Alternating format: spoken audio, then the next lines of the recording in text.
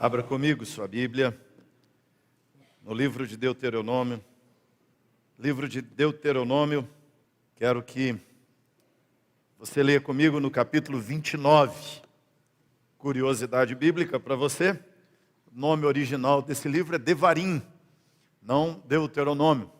O nome Deuteronômio vem da Vulgata Latina, que nomina o livro como segunda lei, ou outro discurso da lei. E, na verdade, o termo original é Devarim, que significa palavras ditas, por causa das primeiras expressões do livro, que são palavras ditas por Moisés. Então, se eu disser para você abrir a Bíblia em Devarim, agora você sabe.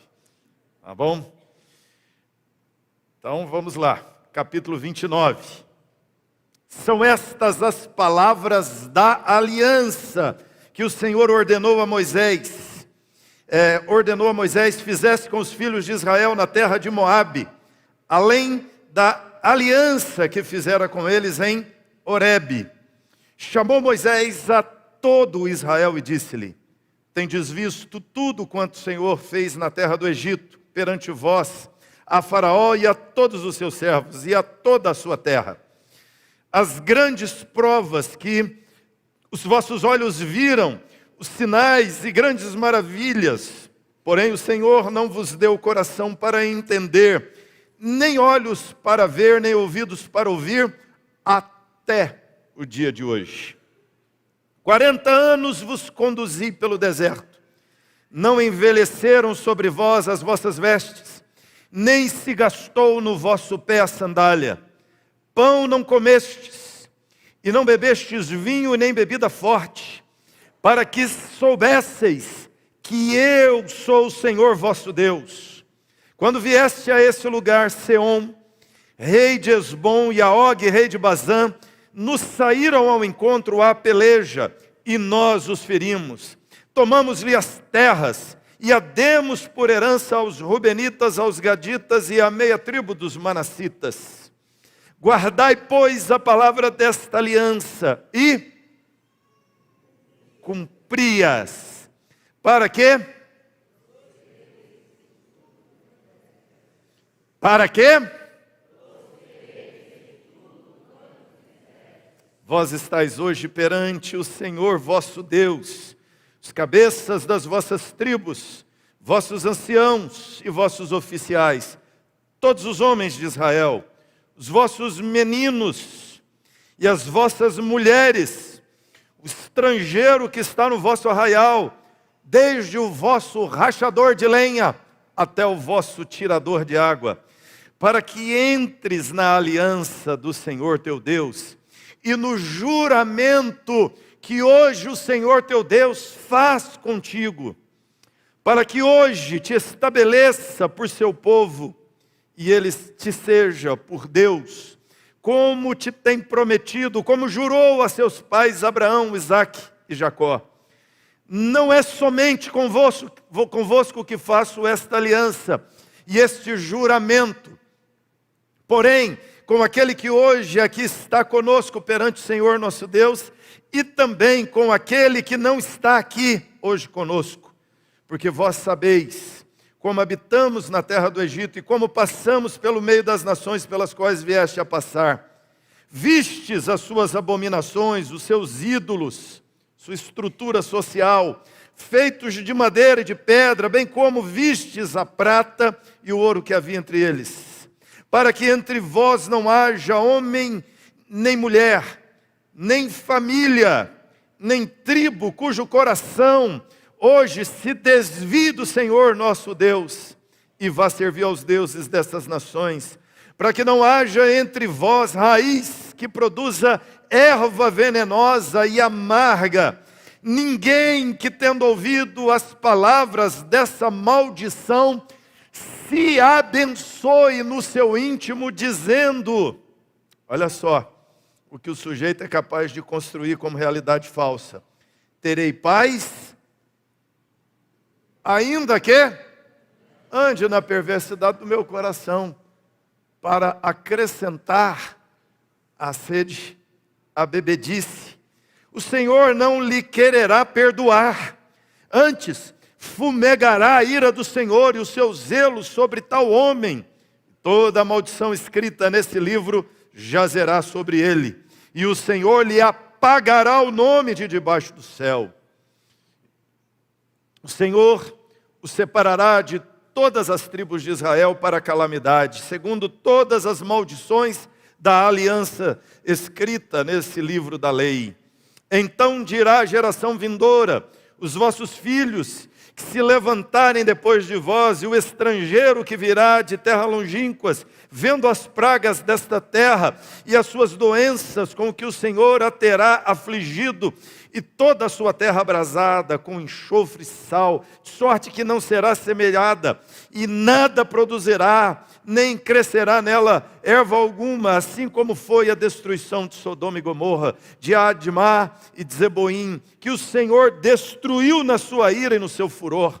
Isto é, todas as nações dirão: por que fez o Senhor assim com esta terra? Qual foi a causa do furor de tamanha ira? Então se dirá: porque desprezaram a aliança do Senhor, Deus de seus pais, a aliança que Deus fez com eles, quando os tirou do Egito, e se foram, e serviram a outros deuses, e os adoraram, deuses que não conheceram, e que não lhes havia designado. Pelo que a ira do Senhor se acendeu contra eles, trazendo sobre eles toda a maldição que está escrita nesse livro. O Senhor os arrancou com ira de sua terra, mas também com indignação e grande furor, e os lançou para outra terra, como hoje se vê. As coisas encobertas pertencem ao Senhor nosso Deus, porém as reveladas pertencem a nós e a nossos filhos para sempre. Para quê? Para que cumpramos cada palavra dessa lei do Senhor. Você já consegue notar aqui pelo texto que estas palavras foram ditas num outro contexto diferente do Sinai. Aqui eles estão na terra de Moabe, na terra dos Moabitas, prestes agora a atravessar o Jordão. Daqui você percebe que a sequência do livro de Deuteronômio ele descreve que Moisés sobe ao monte e lá ele morre, é sepultado, e você tem a transição da liderança de Moisés para a liderança de Josué, e a travessia do rio Jordão e a conquista da terra de Canaã. Moisés diz aqui que já haviam se passado os 40 anos de peregrinação pelo deserto. Eles já haviam estado há 40 anos atrás no Sinai, recebido a lei, recebido as instruções divinas de como deveriam se organizar como sociedade, de quais eram as regras dentro das quais viveriam como povo de Deus. Eles recebem toda a revelação escriturística, eles já foram instruídos na lei de Deus, eles já receberam o Gênesis como revelação divina, como livro divino sobre a criação, sobre a origem da humanidade. Eles já haviam vivido o êxodo, que era a saída do Egito e a peregrinação pelo deserto. Eles já haviam passado por todo aquele processo dos números, da organização das famílias, das tribos e o rol da sociedade judaica que estava agora se formando, e na verdade agora uma república hebraica. Então, você já tem aqui Gênesis, Êxodo, você já tem o Levítico, toda a instituição do culto, todo o ritual envolvendo o tabernáculo e futuramente o templo, o sacerdócio, a adoração, toda a lei cerimonial já dada a eles, e você já tem o rol daquela sociedade, a constituição daquela sociedade e como ela deveria funcionar.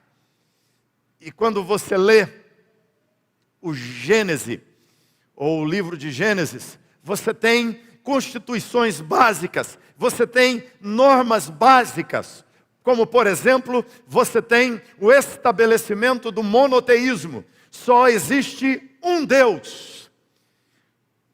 Esse Deus é o Criador da humanidade. Esse é um princípio basilar estabelecido. Há uma revelação na lei.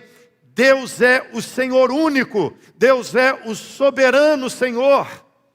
Por isso, no livro de Deuteronômio, você tem a instituição do Shema, que é: ouve, ó Israel, o Senhor teu Deus é o único Deus. Não há outros deuses, não há outras divindades, elas não existem. São criações da cabeça humana, são invenções humanas. Só há um Deus, um Criador. E aliás, quando você mergulha mais fundo em algumas mitologias de alguns povos, você descobre que os deuses, os chamados deuses, nem são deuses.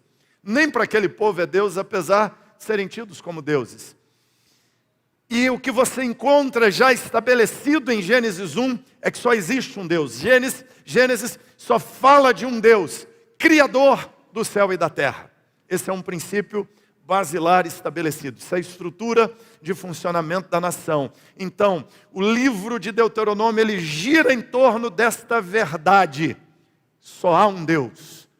Os outros seres ditos divinos, adorados e cultuados pelos povos, são falsos deuses, são crenças equivocadas, são religiões enganadas. É isso que está sendo dito ao povo de Israel aqui. É isso que Deus está tratando com eles no Sinai, quando lhes revela a lei, os 10 mandamentos, e diz: só ao Senhor teu Deus adorarás, e só a Ele você vai servir, vai dar culto. Só a Ele. Jesus reafirma esse ensino quando Satanás diz a ele: te darei todos os reinos da terra, toda a glória dos homens, todo o poder financeiro, material, todo o poder de política, de governo dos homens, se você se ajoelhar e me adorar. Jesus reafirma o mandamento: só ao Senhor teu Deus adorarás, e só a Ele darás culto. Esse é um princípio basilar da constituição das Escrituras, irmãos. Cogitar a possibilidade de existir um Deus além desse Deus revelado na Bíblia é paganismo, é traição, é negação da verdade bíblica. Esse é um princípio fundamental. Em Gênesis, você tem o princípio da monogamia, também instituído. Deus cria um homem e cria uma mulher, e os une matrimonialmente, e diz a eles: se multipliquem, tenham filhos. E Deus estabelece 2 normas aqui: união monogâmica.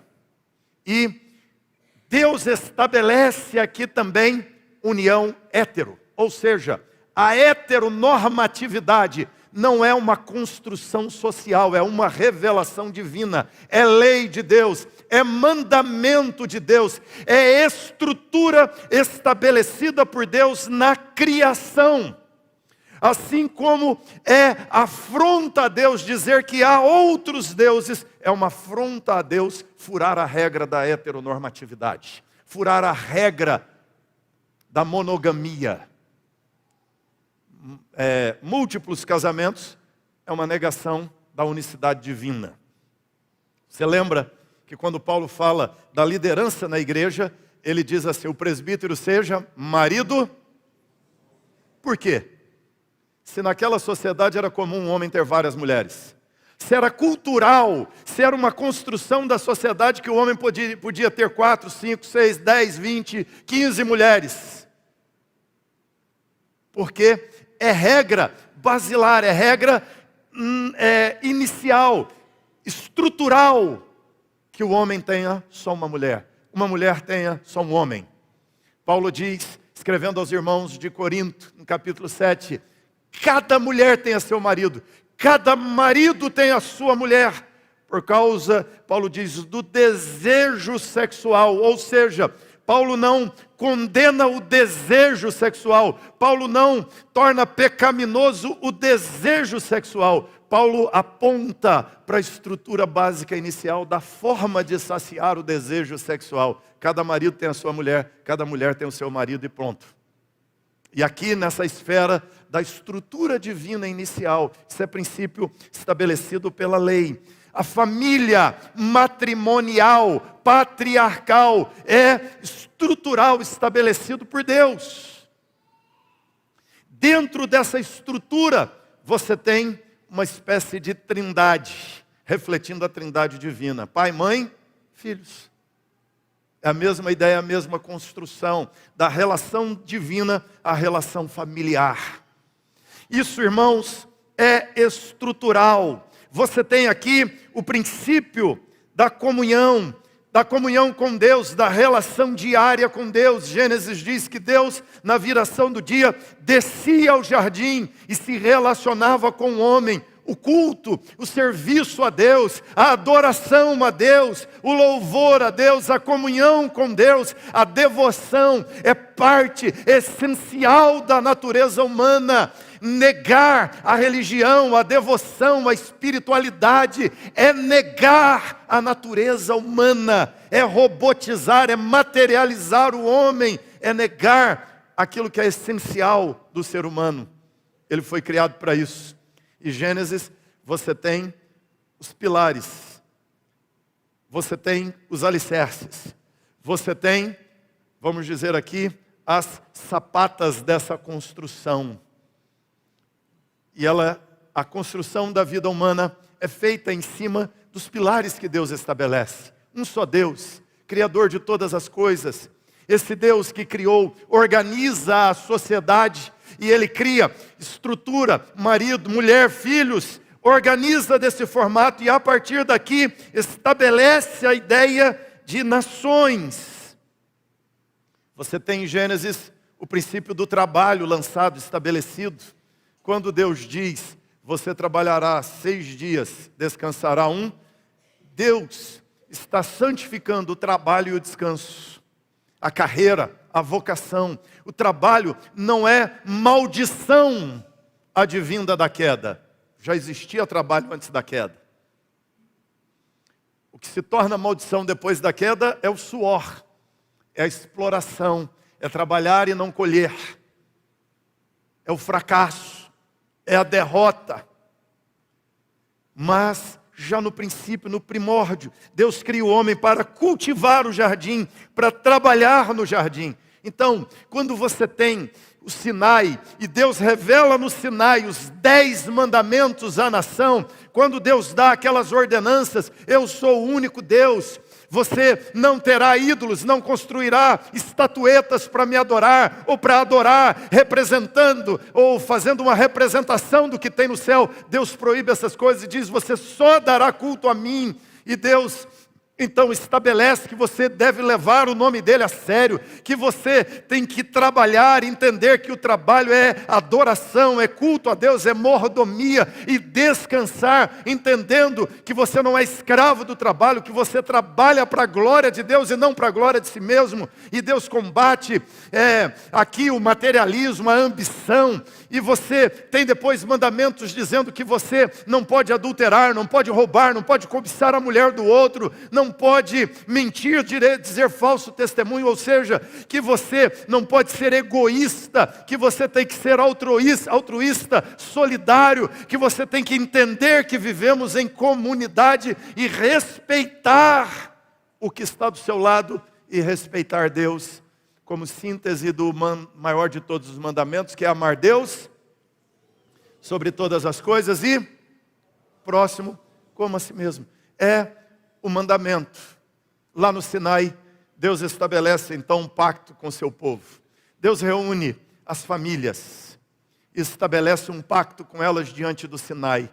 Vocês guardarão a minha aliança. Vocês guardarão as cláusulas do contrato que eu tenho com vocês. E eu serei o Deus de vocês. 40 anos depois, eles estão agora nas terras de Moabe, diante de Moisés, e eles entrarão na terra de Canaã. São agora uma república, mas sem a terra, e a partir de agora eles terão uma terra. A partir de agora eles terão cidades, eles terão casas fixas. A partir de agora eles se estabelecerão naquela terra, e Deus está reafirmando com eles a aliança, dizendo: vocês entrarão nessa terra, e quando entrarem, lembrem-se, são estas as palavras da aliança que o Senhor ordenou a Moisés fizesse com os filhos de Israel na terra de Moabe.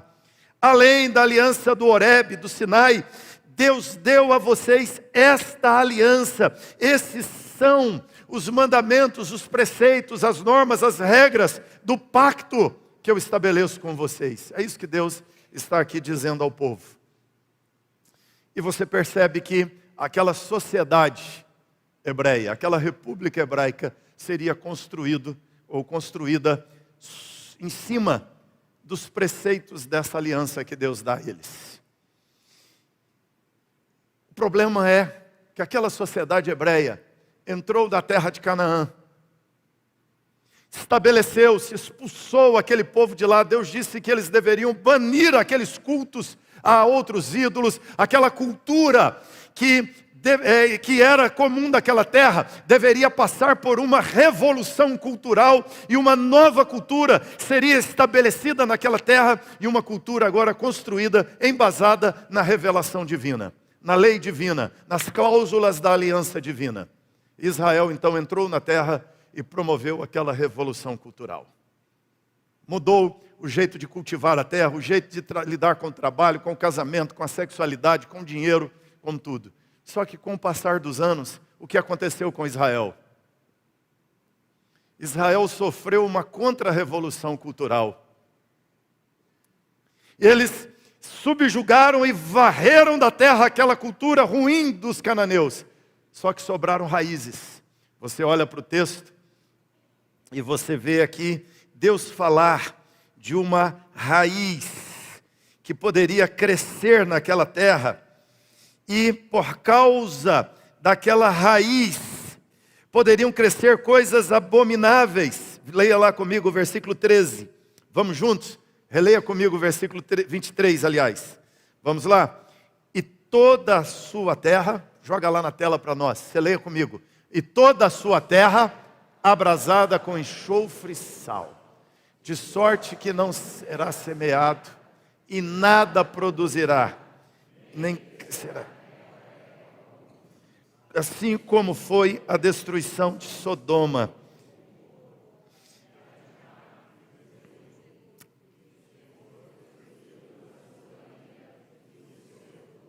Agora volte comigo no 18.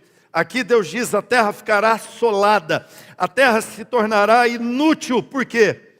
Não vai crescer nada. Versículo 18 explica o porquê. A raiz que cresceu levou àquela maldição sobre a terra. Vamos lá?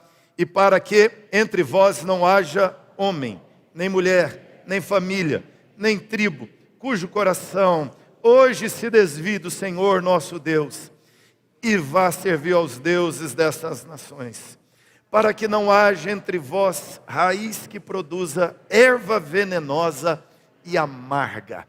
Então, aquela cultura arrancada voltou a brotar, sobrou uma raiz, ela cresceu e conquistou, e porque ela conquistou, veio a maldição de Deus sobre eles, e a terra se torna então uma terra infestada de ervas amargas, e eles caem no cativeiro. Aqui Moisés está dizendo: olha, que entre vocês não haja quem descumpra as cláusulas da aliança. Só que eles descumpriram, e você lembra do resto da história. Depois que entraram na terra, permitiram que as ervas daninhas crescessem e conquistassem o pensamento do povo hebreu, o código civil do povo hebreu, a estrutura familiar do povo hebreu.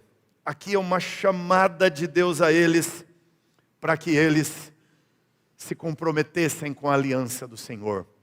Eu leio esse texto para você hoje, para te lembrar que aqui é a aliança da terra de Moabe, é a aliança do Sinai, mas há uma aliança maior, que é a aliança do Calvário. E o Senhor Deus, um dia, não somente ali na terra de Moabe, não só no Sinai, mas Jesus subiu ao Monte da Caveira e ali foi morto, ali foi entregue pelos nossos pecados, pelos nossos fracassos, pelos nossos erros, e ali, pagando por nossas culpas, estabelece conosco a aliança. Naquela noite em que Jesus foi traído, você lembra do que Jesus disse? Esse é o cálice da nova aliança. A nova aliança é essa velha aliança, dentro das cláusulas da graça. A nova aliança é essa aliança do pacto, de que você vai amar Deus, de que nós iremos amar Deus, e amando Deus, estando numa aliança com Deus, nós seremos o povo dele, e ele será o nosso Deus. Ou seja, assim como Deus chamou no Velho Testamento aquele povo que entrava na terra de Canaã para uma aliança com ele, Deus chama a nós agora, extrapolando as fronteiras do judaísmo, Deus chama a gente de toda tribo, língua, povo e nação para viver uma aliança com ele, ser o povo dele e ele ser o nosso Deus. Mas ser povo de Deus é sempre dentro das cláusulas da aliança de Deus. Deus, o nosso único Deus, o padrão de regra de vida estabelecido pela revelação divina desde o começo. É como foi desde o princípio. Lembra? Quando perguntaram para Jesus assim, é lícito ao marido repudiar a sua esposa por qualquer motivo? Você lembra a resposta de Jesus? Jesus disse assim, no princípio, não foi assim. O princípio é Gênesis. O princípio é a regra basilar. Algumas vezes as pessoas perguntam assim, onde na Bíblia Deus proíbe tal coisa? Gente, não precisa Deus proibir. Deus ensinou o que é em Gênesis. Não precisaria mais nenhum versículo na Bíblia proibindo a adoração a qualquer outro Deus. Por quê? Porque em Gênesis está ensinado que o único Deus é Ele. Não precisa nenhum versículo mais na Bíblia dizendo que um homem não pode se casar com 10 mulheres. Em Gênesis está dito que é um homem, uma mulher. Não precisa mais nenhum versículo da Bíblia dizendo que 2 homens não formam um casal. Porque lá está dito claramente é um homem e uma mulher. Ou seja, lá não precisa nenhum versículo dito na Bíblia que um homem não pode vender seu filho como escravo. Porque em Gênesis está dito que o filho é família, não propriedade do pai, que o pai não pode matar, abusar, que um pai não pode torturar, pelo contrário, tem que amar e desenvolver. A ordem é crescei-vos e multipliquem-se. O valor da vida, o valor da regra, isso é alicerce. A queda fez o ser humano remover o alicerce. Você entende? O que a queda fez? Tira o alicerce. Pode ter outros deuses. O sexo pode ser de qualquer... a família pode ser de outro formato. O casamento pode ser de outra maneira. É assim que as civilizações se organizaram. Agora Deus chama Israel dentre as civilizações, faz um pacto com eles dizendo, vocês serão meu povo, mas vocês viverão de acordo com o princípio. E agora, irmãos, na nova aliança, Deus nos chama à mesa de Cristo Jesus, e Jesus diz, eu faço de novo uma aliança com vocês, não a do Sinai, não a de Moabe, agora eu faço com vocês a aliança do Calvário, eu faço uma nova aliança com vocês, mas eu chamo vocês para viver comigo as regras do princípio. E você topa viver como é no primórdio com Deus? Você topa viver o Gênesis com Deus? Você topa viver reconhecendo que você é criação de Deus? Você topa viver crendo que você foi criado para a glória de Deus, para a adoração do Senhor, para louvor de Deus? Ele é o único Deus e que você tem que viver a regra basilar de Deus, que se você é marido de alguém, você tem que honrar essa esposa como Deus honra a sua aliança com o seu povo, que se você é esposa de alguém, você tem que honrar essa aliança como Deus honra a aliança com o seu povo. Se você é pai de alguém, você tem que honrar essa aliança com seus filhos, cuidar deles e protegê-los e amá-los e criá-los apontados para Deus, o Criador, porque isso é uma aliança e Deus é fiel na aliança, eu tenho que ser fiel com Deus. É isso que Deus está dizendo a Bíblia toda, o tempo todo. Nós sempre falamos que um dos princípios elementares da Bíblia é aliança. São 7 apenas. Um deles, aliança. A aliança. Deus se relaciona por meio de aliança. Adão e Eva quebraram a aliança. Israel quebrou e violou a aliança. Agora somos igreja do Senhor. Israel como nação quebrou a aliança, mas dentro de Israel havia crentes que não violaram a aliança. Esses crentes dentro de Israel eram a igreja do Velho Testamento. Nós somos agora a igreja do Novo Testamento. Somos chamados para ser o povo de Deus. Somos chamados para ser o reino de Deus. Somos chamados para ser o reino da aliança com Deus. E a pergunta é, você topa viver como povo da aliança com Deus? Você topa viver como parte dessa aliança? Irmãos, cristianismo não é essa religião da fiscalização, da gente ficar olhando se você está indo para o motel com a secretária, se você está roubando dinheiro na sua empresa ou lá do Estado. Cristianismo não é essa religião para vigiar se você está lá na sua casa visitando sites indevidos, se você está cultivando práticas indevidas, se você traz sua mulher e nós vamos vigiar você, se você espanca seu filho e nós vamos vigiar você. Não, o cristianismo é uma religião onde Deus nos dá o privilégio de entrar numa aliança com Ele, e ainda que ninguém me vigie, ainda que ninguém me policie, eu vivo nessa aliança, porque eu tenho consciência dela. Você notou o que Deus fala com o povo dele aqui?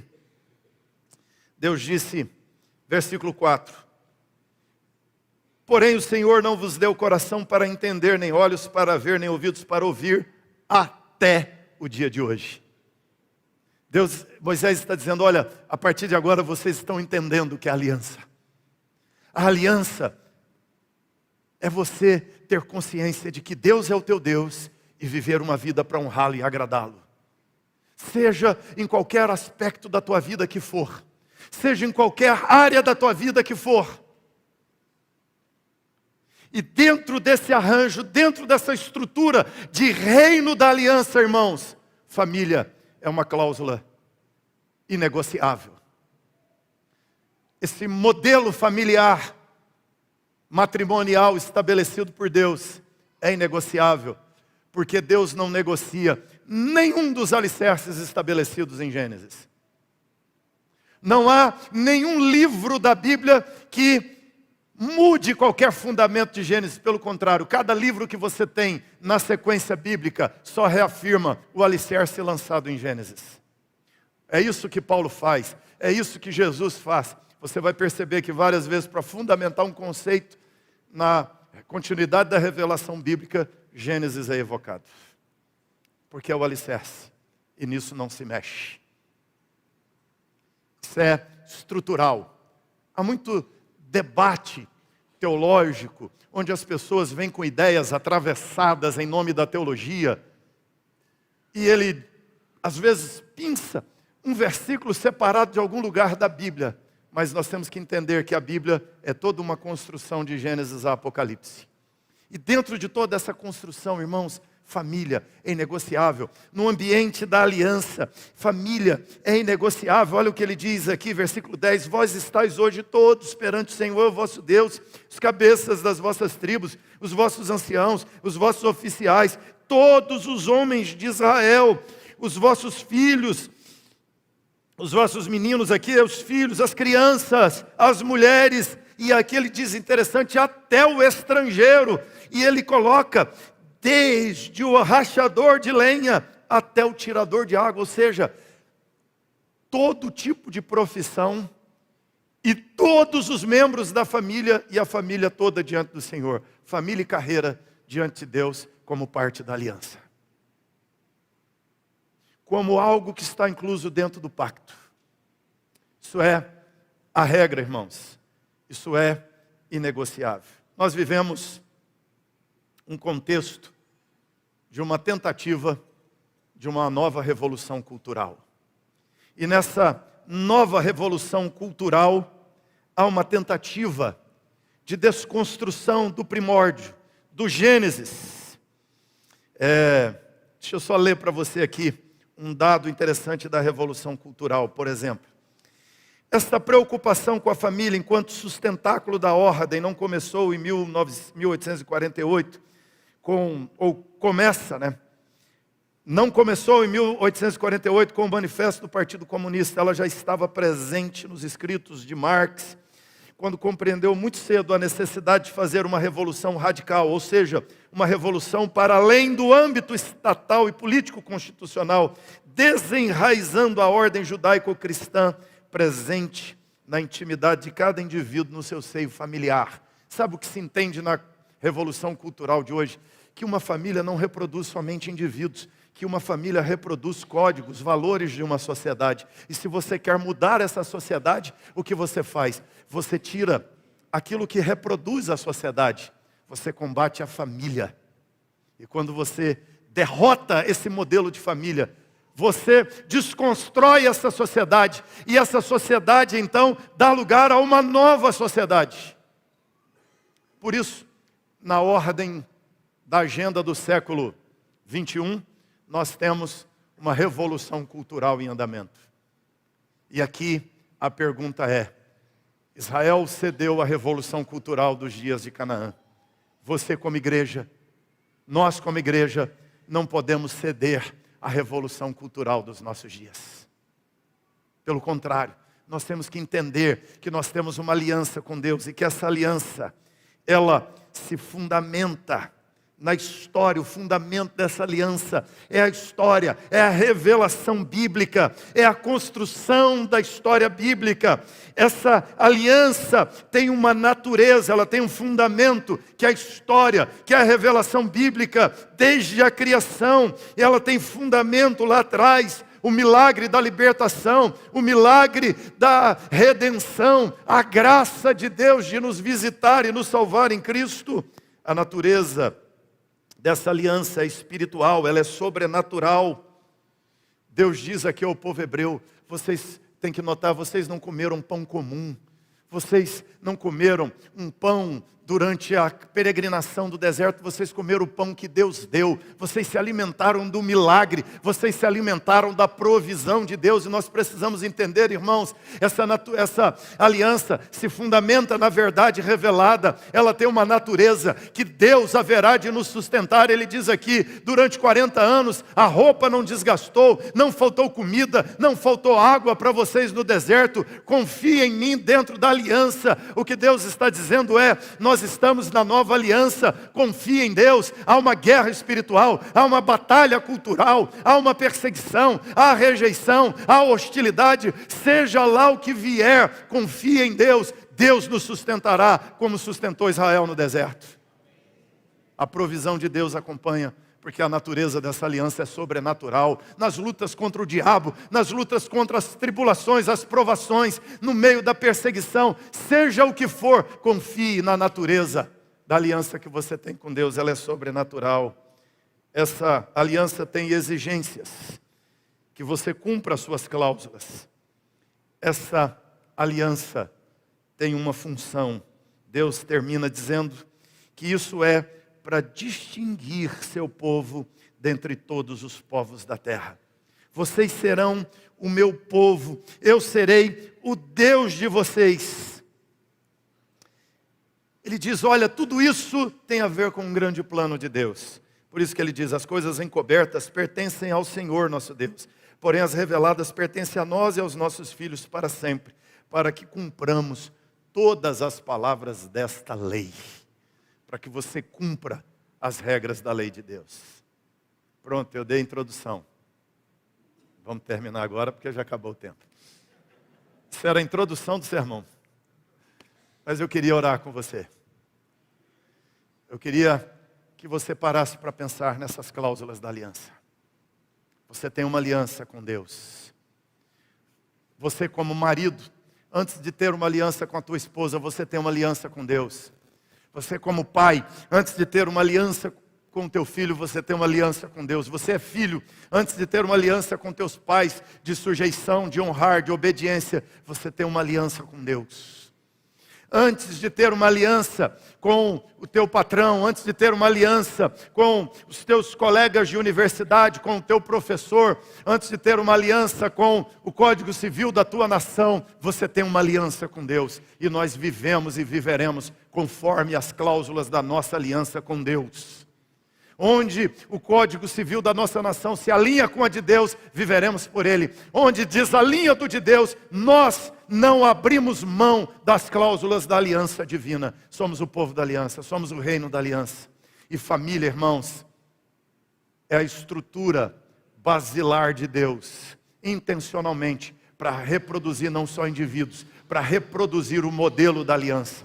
A sua família é para viver, é para replicar a aliança. A aliança tem que ser vivida em cada casa, em cada família. Na tua casa tem que ter adoração, na tua casa tem que ter devoção. Você e sua casa tem que servir ao Senhor. Você entende por que Josué disse, eu e minha casa, porque sou eu e minha família. A família é basilar, a família é estrutural, a família é replicadora dos valores, a família é célula, modelo, tem o DNA, tem o gene da sociedade que deve ser construída. E combater a família, satanismo, desfazendo as coisas de Deus. E você, em primeiro lugar, tem que ser o defensor da família. Maior ameaça hoje à família é você como indivíduo aderir ao individualismo e não entender o propósito de Deus de que você viva em família. E vivendo a relação familiar, seja ela da família matrimonial. E se você não tem mais a matrimonial por N fatores, você tem que viver a família da fé com intensidade. Fica de pé então, vamos orar ao Senhor. Quero dizer a você que tua família é imprescindível no propósito, no plano, nos caminhos de Deus. Eu quero fechar aqui hoje, que foi aqui só na verdade a introdução, que eu ia começar a falar. Mas já deu para você entender, a essência é isso. A aliança, a família, é elemento basilar dessa aliança.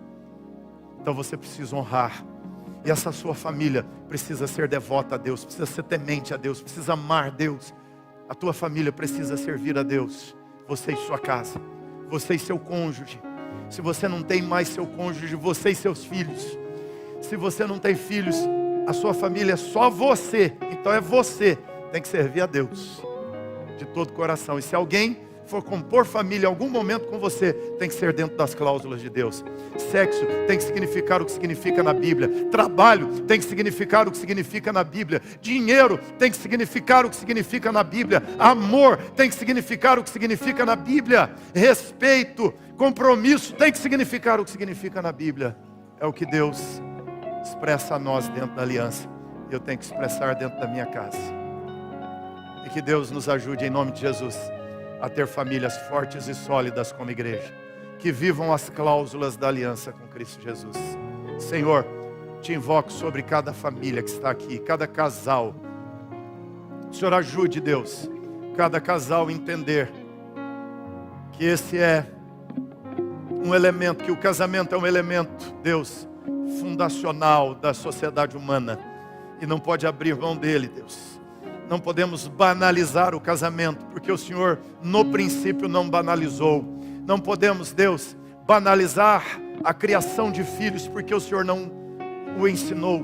O Senhor ensinou pelo contrário, Deus, a direção correta, a estrutura correta. Então eu te peço, ajuda cada pai a criar seu filho, replicando o DNA da fé cristã no coração do filho. Oh Deus, ajuda cada filho a amar e respeitar seu pai. E ajuda, Deus, cada criança que cresce entre nós, replicar o gene desse modelo social judaico-cristão, bíblico, de Gênesis, Pai. Ajuda-nos, Pai, os adolescentes, os jovens, mesmo no mundo que passa por uma revolução cultural, que desconstrói essas cláusulas da aliança. Pai, nós renunciamos e rejeitamos toda a cláusula da revolução cultural que contraria as cláusulas da aliança com o Senhor, e reafirmamos nessa noite nosso compromisso com a aliança de Cristo Jesus. Amém.